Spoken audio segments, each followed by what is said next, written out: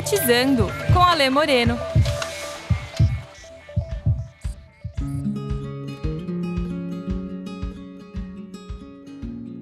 Há algo mais bonito que aprender?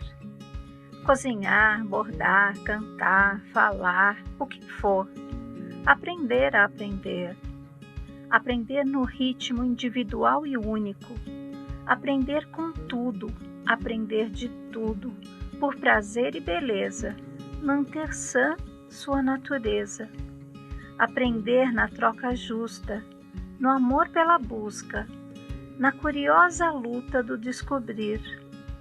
Ao mesmo tempo despertar, na necessidade de comunicar, suprir, conquistar, territórios expandir. Em idioma simples ou complexo, essencial é respeitar o evoluir.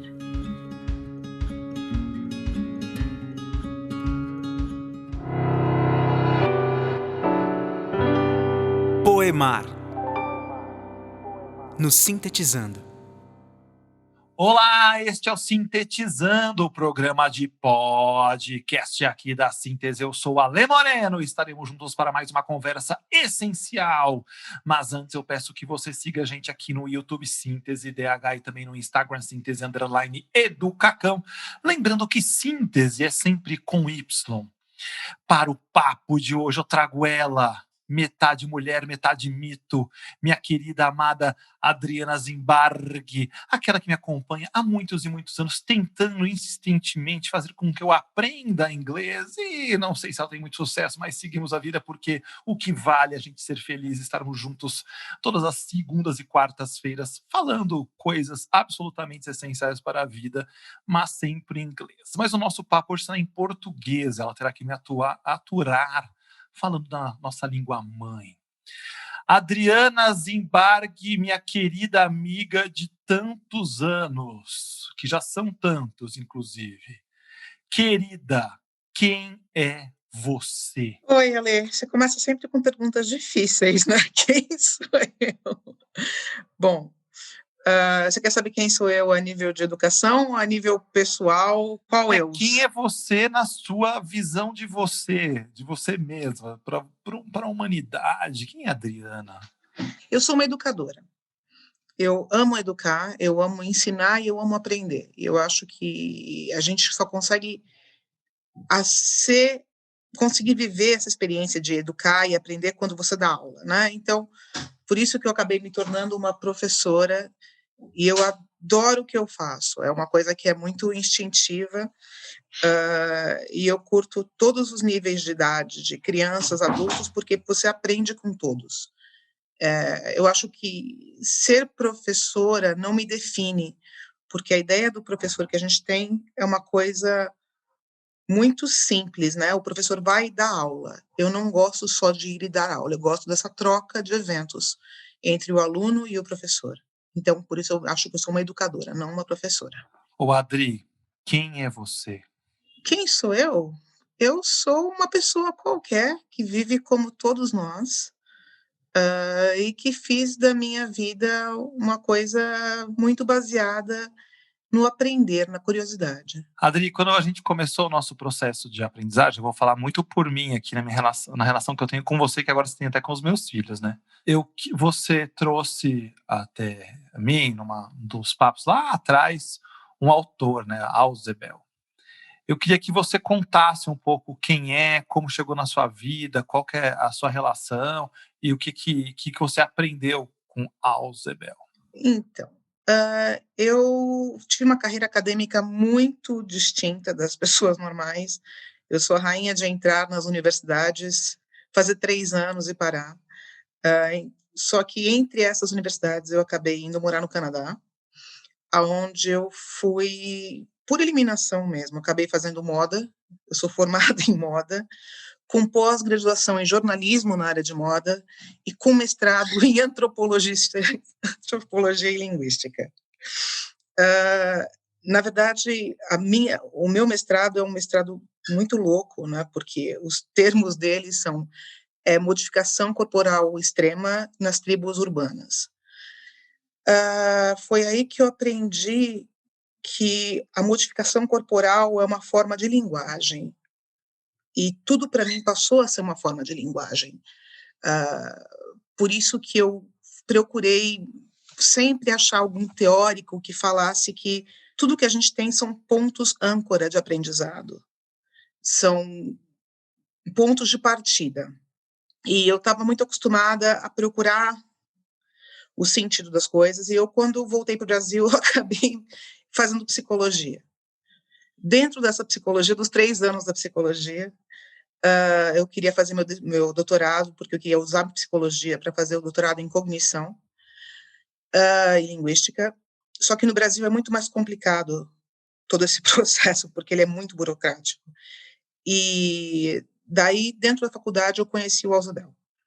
Eu já vinha dando aula há muito tempo, eu dou aula desde 2000, eu já comecei a dar aula no Canadá para imigrantes, e quando eu conheci o Ausubel, eu percebi que isso mesmo, a educação é uma coisa super individual, e não existe aquela ideia de você trabalhar em massa, porque as pessoas aprendem num ritmo diferente, elas aprendem vendo diferente, mas tudo que nós temos de concreto são esses pontos de parada, né? Então, vamos supor, se você já sabe alguma coisa, eu posso incrementar, eu posso subir essa casa.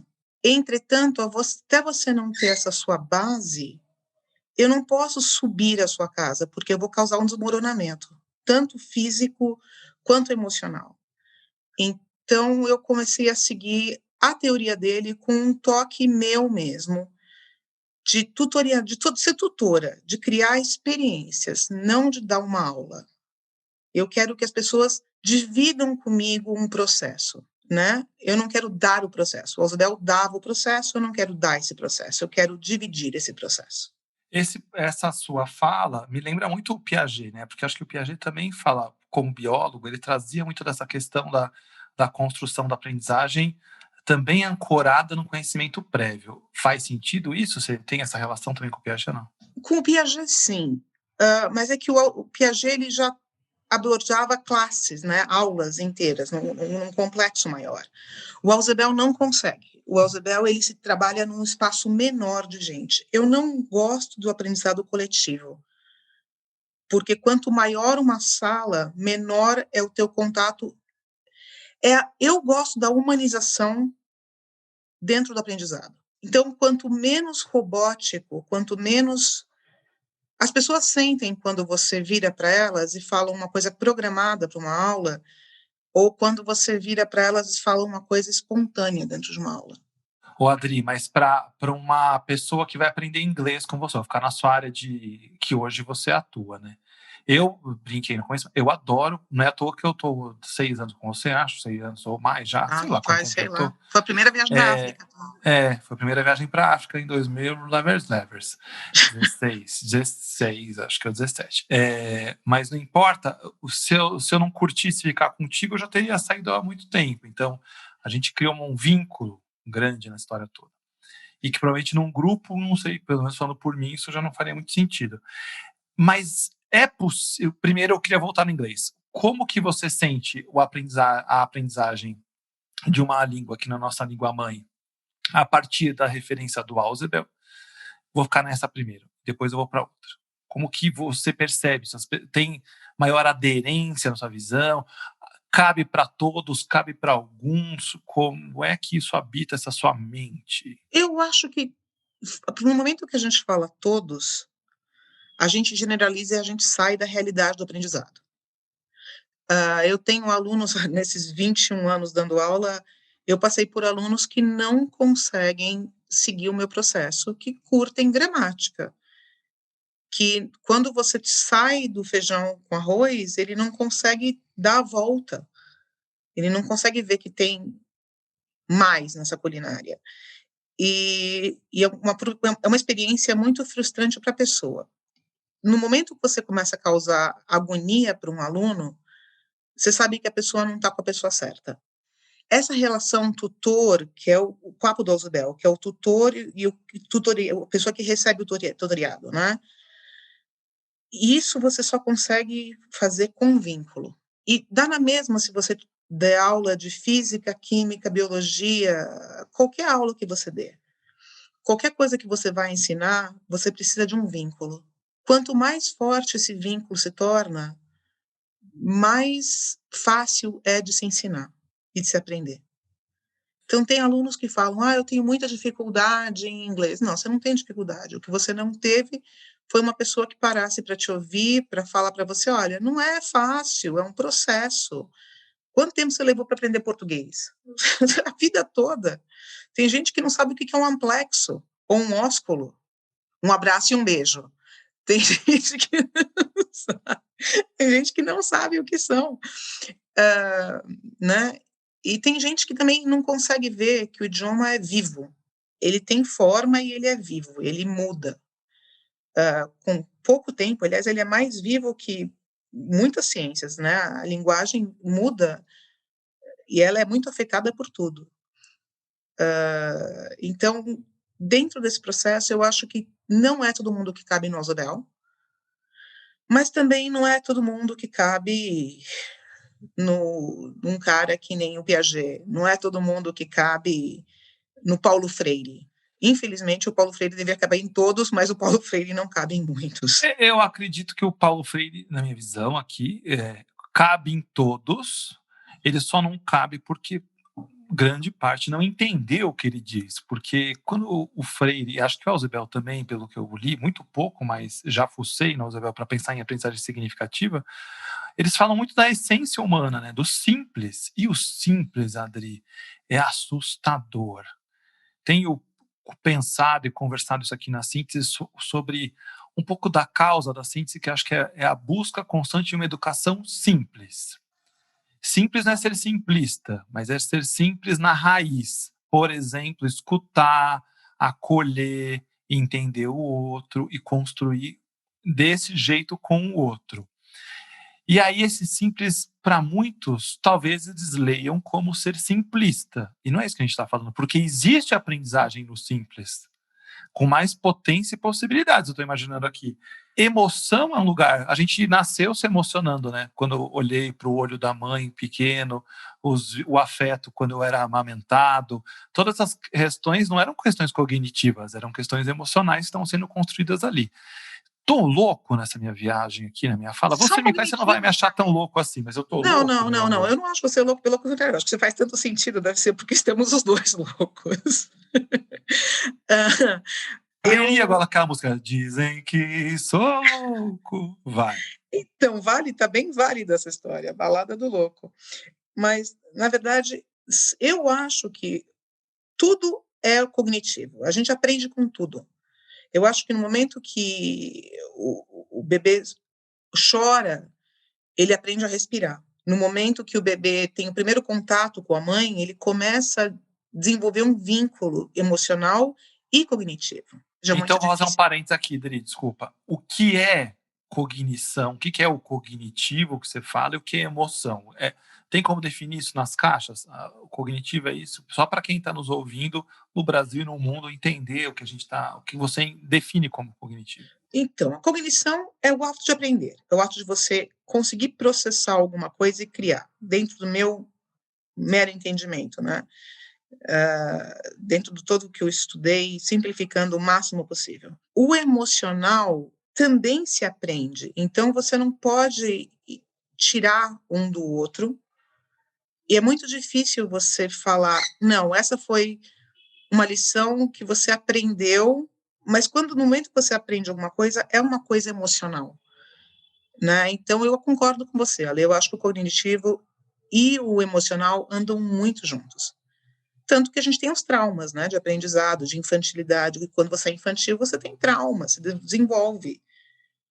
E mesmo que as pessoas não admitam, crianças de 2, 3 anos desenvolvem traumas por alguma experiência, ou cognitiva, ou emocional, ou os dois, e carregam para a vida toda e não conseguem saber o que acontece. Adri, pegando esse gancho do trauma, você já pegou gente para viver processo de aprendizagem em inglês que declararam para você algum trauma com a língua e que você reconheceu, essa pessoa reconheceu ao longo do processo o quanto ela foi aliviando, tranquilizando e saiu como uma pessoa diferente na relação dela com a língua inglesa do que ela entrou? Sim, eu tive vários alunos, vários, isso não é uma questão de um ou dois, com vários mesmo, com síndrome de vira-lata.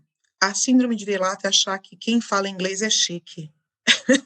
E que brasileiro não fala inglês, porque brasileiro não tem capacidade para isso, né? E é a síndrome de vira-lata mesmo. A gente acha que não é tão bom quanto deveria, então os gringos são melhores, e como eles são melhores, a gente não pode falar igual ou melhor que eles. Eu conheço pessoas que têm gramática em inglês 1000 vezes melhor que americanos. Você não pode nem comparar. Se você lê um artigo que uma pessoa dessa escreveu e você lê um artigo que um desses americanos escreveu, você não entende nada do que o americano escreveu. Eu tive muitos alunos que passaram por isso, que falavam, não, porque quando eu vou, né, famoso Miami, meu Deus do céu, a divisão entre o mundo e Miami. Quando eu vou para Miami, as pessoas são tão bacanas, todo mundo fala inglês. Mas por que falar inglês é bacana? Não, porque tem mendigo que essa é a melhor para mim, Ale, eu amo. Tem mendigo que fala inglês, meu. Sim, é uma maneira de comunicação, o idioma é uma comunicação. Não, mas como é que os caras aprendem? Essa eu juro que eu ouvi. Eles aprendem porque quando a mãe vai oferecer uma bola, ela não oferece uma bola, ela fala ball. E vai crescendo daí, né? Yes ou no, e são situações. Você, no seu caso, passou por essa experiência. E as pessoas ficam maravilhadas quando elas percebem que um idioma não é só um idioma, é uma maneira de comunicação. Que eu acho maluco demais pensar, né? A gente fala tanto e a gente não percebeu para que a gente fala. Onde entra a antropologia nessa história? No desenvolvimento, na pesquisa. Como eu amo a antropologia. Primeiramente, a antropologia, para mim, ela apareceu dentro do crescimento, né, do homem com os rituais corporais. E quando você começa a ver o desenvolvimento dos números, como apareceu o primeiro número, a necessidade dos números evoluírem, você começa a entender, nossa, essa necessidade é super real, não só em números, mas em expansão de território e vocabulário. Porque chega uma hora que você não consegue comunicar precisamente o que você quer se você não souber um tempo verbal. Então, a antropologia te mostra, muito maior que o Levi-Strauss nessa ideia da coisa, né? Ela te mostra que, por exemplo, o cara tinha um martelo, vamos usar uns exemplos mais absurdos, assim, que as pessoas consigam. Tinha um martelo, você queria um martelo. Como é que você podia pegar esse martelo sem criar uma guerra? Sem criar uma morte? Porque a coisa era muito brava, né? Não tinha aquela história, oi, boa tarde, você me empresta seu martelo? Né? Então, toda essa linguagem que a gente tem não é primitiva. Nós não trabalhamos na linguagem primitiva, a gente trabalha na linguagem direta. Se você pegar povos indígenas que não foram tocados ainda, né, por exemplo, tem os piranhas no Amazonas que não foram tocados, você vê que até o número, a maneira de contar deles é diferente. Tem mais um povo na Austrália, são aborígenas, que não falam 1, 2, 3, eles falam um ou muitos. Que dá uma raiva disso, né? Porque quando vem pra festa, muitos, aí chegam 2 pessoas, eu ficaria puto, falei, mas como, só vieram 2? Não, mas não tem 2, muitos. Não, mas tem muitos, né? Vem gente jantar hoje, vem muitos, só tem uma pessoa, vem 70 pessoas, você te comprou uma coxinha, você tá lascado.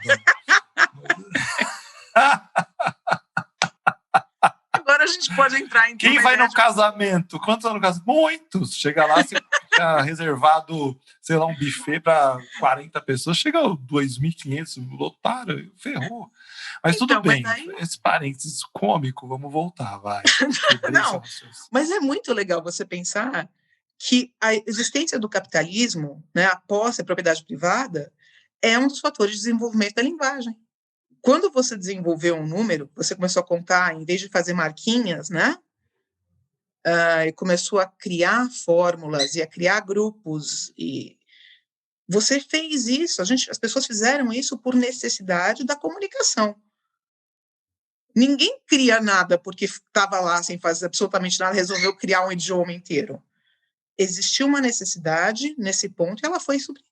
Né? Essa que eu amo sobre antropologia é isso, sobre o que eu amo sobre linguística, carrega junto. Bom, agora vamos tocar as clarinetas, as trombetas, porque entraremos no nosso quadro Inquietações. Vamos lá, solte a vinheta, por favor. Inquietações? Inquietações? Inquietações? Inquietações! Muito bem, estamos aqui em Inquietações, o quadro que mexe com mentes e corações, e a pergunta é, Adriana, tem que ser resposta curta, nada de lero-lero, nada de enrolar, eu sei que você adora enrolar, e é papum, beleza?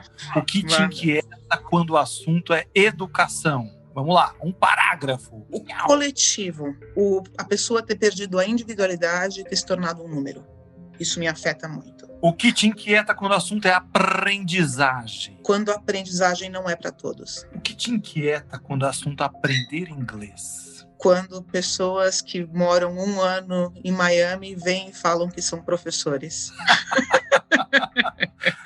O que te inquieta quando o assunto é ser humano? Egoísmo. Por fim, o que te inquieta quando o assunto é liberdade? A falta das pessoas entenderem a diferença entre liberdade e libertinagem. Inquietações? Inquietações? Inquietações? Inquietações! Voltamos ao Sintetizando. Voltamos. Adriana, minha querida, como as pessoas podem encontrá-la? Como as pessoas podem conversar com você, irem além? Como todo mundo, se as pessoas quiserem se matricular, as matrículas estão abertas em Adriana Zimbarghi, @inglês. Explique pra gente, conte-nos tudo. Então, me contactar, eu sou uma pessoa extremamente acessível, até adoro bater papo, inclusive agora durante a pandemia estou quase pagando para isso. Por favor, entre em contato. Não, eu trabalho várias horas por dia, eu trabalho 8 a 9 horas por dia. Eu sim tenho algumas vagas para aluno, não muitas, não. Para falar a verdade, eu acho que não tenho muitas, infelizmente, porque eu só dou aulas individuais, eu não dou aulas em grupo, porque eu quero que as pessoas tenham tanto prazer quanto eu tenho. Se não tiver prazer e diversão, não. O meu celular é 11 987 824321. Se você quiser me contactar para conversar sobre antropologia, para conversar sobre linguística, lembrem-se que minha área de antropologia é uma área restrita, não é aquela ideia de como o homem evoluiu, não. Eu trabalhei muito com uma área mais fechada, de desenvolvimento de linguagem. Então, tem gente que me pergunta umas coisas de antropologia. Não, essas panelas, para quê? Não sei para que servem as panelas. Eu não trabalho com panela de barro, rapaz. Panela é para cozinhar. Quem não sabe, a dica está aqui. Use panela provavelmente era para isso. Não faço ideia. Ninguém faz ideia. Ô, Adri, alguma questão você gostaria de ter respondido e eu não fiz a você? Óbvio que teremos muitas, mas diga, o que está nessa sua mente doentia? Lê, não tem muito na mente, não. Também porque aquele sinal de ocupado. Bi. Não, eu só quero que as pessoas entendam que existem poucas coisas tão bonitas quanto aprender. E aproveitar para fazer aquele recado chavão, né? De pessoas não esqueçam, a gente está numa pandemia, mas não é um momento de parar de viver ou de aprender. A gente tem que usar esse momento para aprender. Qualquer coisa. Cozinhar, lavar, passar. Aprendam inglês, francês, japonês, porque o que a gente precisa nesse momento é manter a mente sã. E o aprendizado é uma maneira cientificamente comprovada de manter a mente sã. Então é só isso mesmo. Minha querida, eu adorei prosear com você, como sempre, amei. Honrado por sua presença nesse humilde programa eu também fico honrada. Que atravessa fronteiras. E a questão é a seguinte, Adri, todo mundo que participa desse programa tem um direito adquirido, a pedir uma música, mas essa música é sempre em português. E depois, fora do ar, eu explico o porquê. Mas é uma música em português.